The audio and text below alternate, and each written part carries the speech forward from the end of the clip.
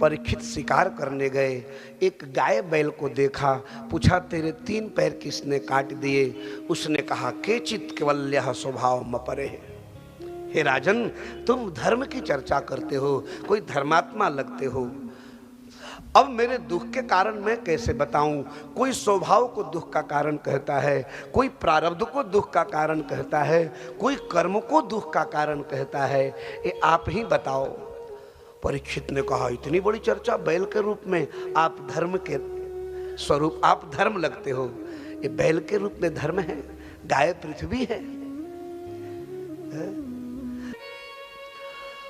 अब तो महाराज को करी तरक बढ़ा वही शाखा, समझ गए।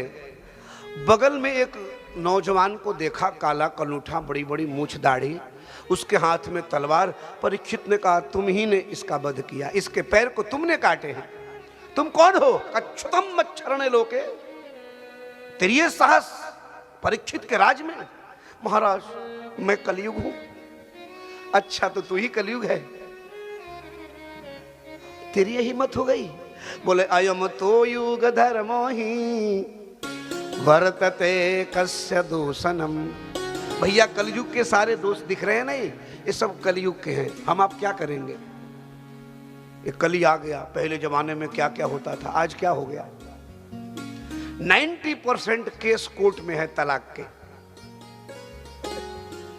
कोई गारंटी नहीं है कि ब्याह चलेगा भी कि नहीं चलेगा, शादी टिकेगी कि नहीं टिकेगी, कोई भरोसा। सब कली के काम है, सब अपना अपना मन से जी रहे। कलयुग ने कहा महाराज मुझे कोई शरण दो। बोले 4 जगह देता हूं। दूतम पानम स्त्रिय सूनायत्र धर्माश्चतुर्मिन अभ्यर्थितस्तदा तस्मै स्थानानि कलयो ददौ। 4 जगह दिया जहां जुआ खेला जाता, सट्टा, मदिरा पान, और पंजाब में 95%। इसलिए सब भगवान ही मालिक है यहाँ के, और भले कितना भी लंगर कर जाए। पाणम, जहां मदिरा पान होता हो वहां कलयुग रहता है, और जहां हिंसा होती हो और जहां अगम गमन किया जाता हो, अनुचित अवस्था। 5वां जगह दिया रजो वैरम च पंचमम, और सुवर्ण प्रदान कर दी।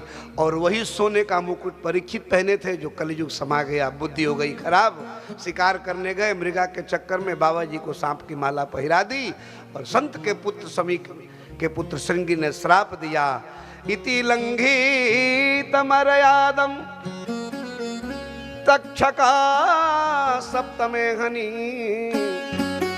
हे राजन, ये मरा हुआ सर्प ही तुम्हारा 7वां दिन काल होगा।